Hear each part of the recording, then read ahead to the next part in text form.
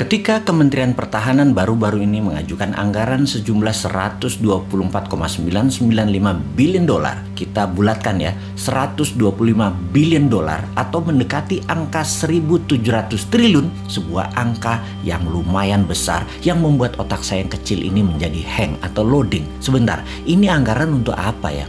Beli senjata atau bikinan senjata dalam negeri nih. Grand Plan pertahanan negara arahnya bedil-bedilan atau model Tiongkok, menaklukkan negara lain tanpa bedil, pakai smart dan soft power, bukan hard power. Kita semua tahu hard power itu old mind, kuno, harus dikombinasi dengan soft dan smart power, model Tiongkok lah.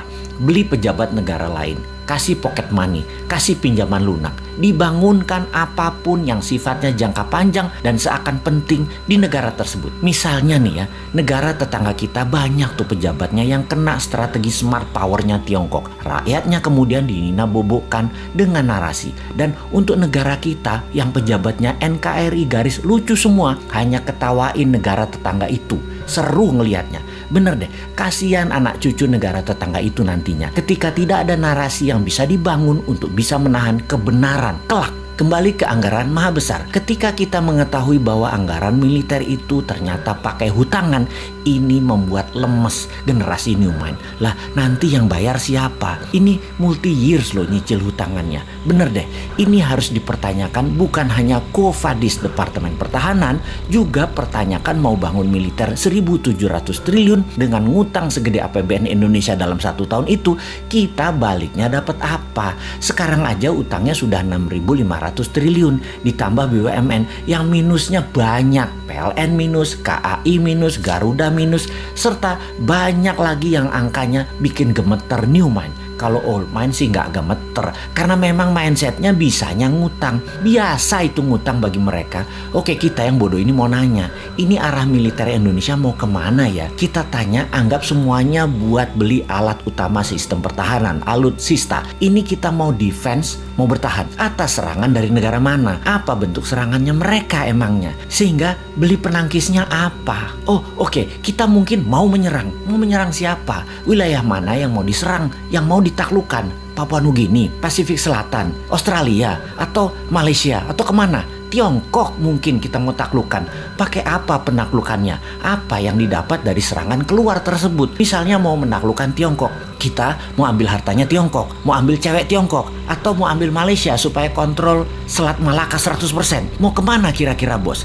Apa kita mau perang biologi? Jadi bukan beli senjata berat, tapi bangun senjata biologi buat virus baru. Kalau nggak makan gudeg, pada mati. Virus ini kita akan sebar ke seluruh dunia. Kita buat orang panas dingin, sesak nafas. Tapi begitu makan gudeg, sembuh. Kita siapkan gudegnya. Agen-agen di seluruh dunia, negaranya kita kendalikan. BPOM di negara lain kita mainkan agar gudeg lulus BPOM mereka. Dan makanan lain yang mirip-mirip gudeg gak dapat izin BPOM di negara lain tersebut. Kemudian kita sebar lagi virus lainnya lagi, yang obat penangkalnya rawon. Kemudian virus yang obat penangkalnya empek-empek, nasi padang, dan lain sebagainya. Nah, kalau perangnya begini saya dukung dah. Atau kita beli HARPS. Kita ubah cuaca, kita bikin Papua ada salju agar Indonesia ada 4 musim di Indonesia bagian timur. Di Maluku, Nusa Tenggara, Papua ada salju. Bayangkan di Maluku dan Nusa Tenggara ada salju, ada pantai. Keren abis. Di Papua akan ada ski resort, banyak. Kayak di Swiss, gila nih Indonesia kerennya. Sementara di Indonesia bagian barat dan tengah seperti biasa, hanya 2 musim.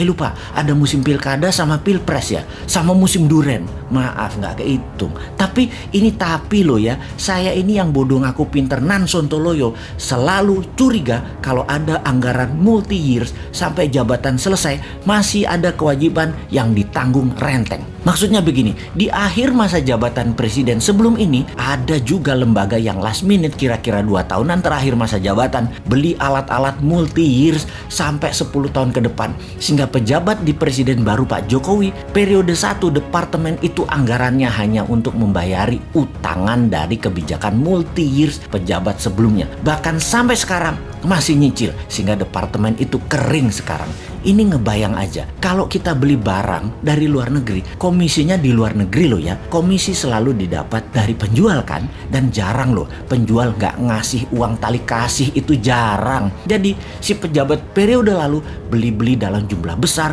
komisinya di muka dong ya. Gede banget dong komisinya karena dealsnya multi years. Lumayan, namanya juga udah akhir masa jabatan. Mulai paham kenapa si Sontoloyo ini berkerut kening urusan anggaran besar multi years yang ditanggung renteng sampai pejabat berikut-berikutnya. Ya, mudah-mudahan analisa si Bosman ini salah lagi. Karena kayaknya amanah kok pejabatnya. Calon presiden kemudian kok. Pasti maha suci.